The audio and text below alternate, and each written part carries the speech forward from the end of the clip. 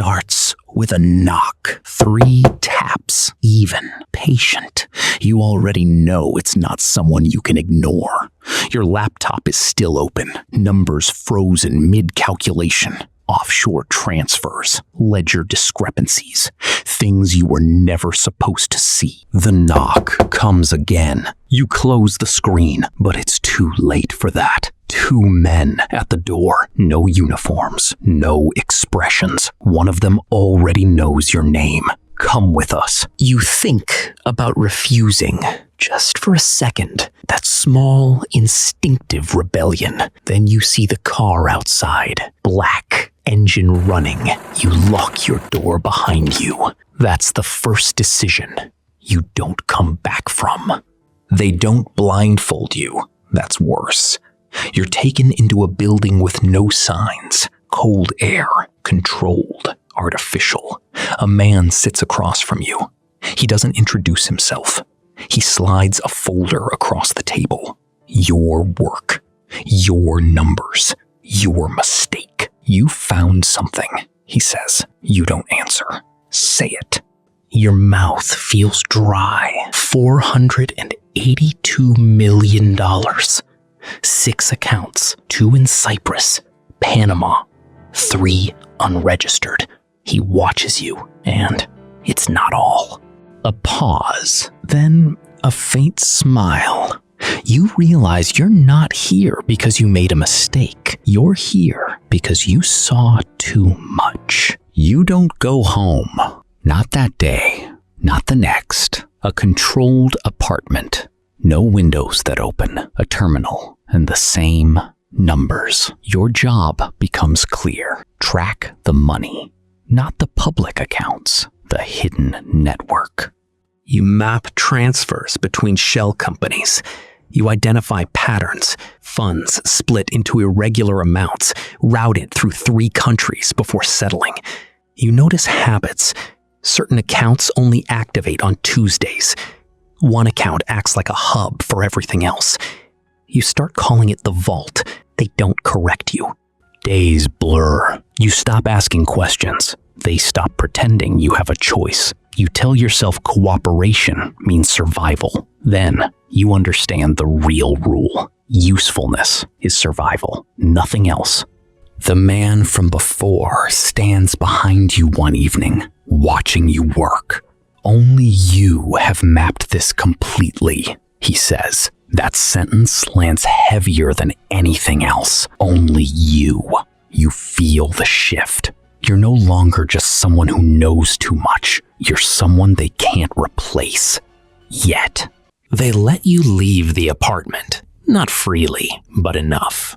You sit in rooms with people who wear expensive watches and speak in careful sentences. When the numbers matter, they look at you. Those accounts will flag within 48 hours. That route overlaps with a sanctioned entity. They start listening, not because they respect you, because they need you. You're given access to deeper layers, emergency channels, contingency plans. You see what this really is. Not a system, an organism. Alive, adaptive, dangerous. You start making decisions without being told. Small ones at first, then bigger. You reroute $18 million to avoid exposure. No one questions it. Later, someone tells you, good call. That's how it happens. Responsibility doesn't arrive all at once. It accumulates quietly. At night, you stop thinking about whether this is wrong.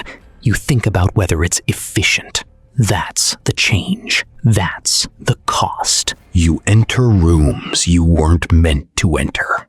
You hear conversations you weren't meant to hear. You see the fear in people who outrank you. You help design new laundering paths. You recommend shifting assets into commodities.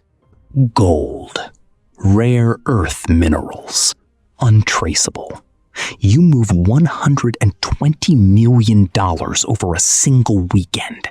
No trace, no noise.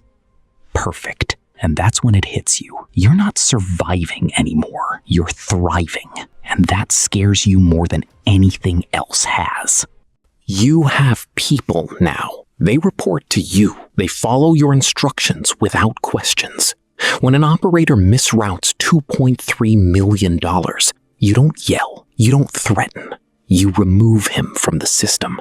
He disappears. That's enough. You understand power differently now. It's not loud. It's precise. It's controlled. You finally meet him, not in a palace, a simple room, minimal. He looks at you like you're already understood. You're the one who sees everything, he says. Yes, then tell me, where is it? A test, you answer. Not with accounts, not with numbers, with structure, with pathways, with truth. He listens, then nods. That's why you're still alive. It doesn't feel like praise. It feels like a warning. You don't move money anymore. You decide where it should exist. Governments shift. Sanctions appear. Alliances break. You adapt before anyone else. One night you're alone, looking at the entire map. Every account, every pathway, every dollar. And you see it clearly. If you wanted to, you could disappear it. All of it. You don't. But now, you know. That's when the fear changes. It's not about them anymore. It's about you. The room is quiet. It always is now. No more urgent calls. No more constant movement. Everything runs because you built it that way. You've made yourself indispensable, and in doing so, you've removed your freedom entirely. You look at your reflection one day, and for a moment, you don't recognize it. Not because it's changed, because you have. You try to remember who you were before the knock, before the numbers, before the system. You can't. That's the real cost. Not what you've done, not what you've become, but what you've lost. Somewhere across the city, another room, another desk, another person staring at numbers they don't fully understand. They notice something, a pattern, a discrepancy, a truth they weren't meant to see. There's a knock, 3 taps, even, patient. They open the door. They think they still have choices. They think this is about a mistake. It isn't.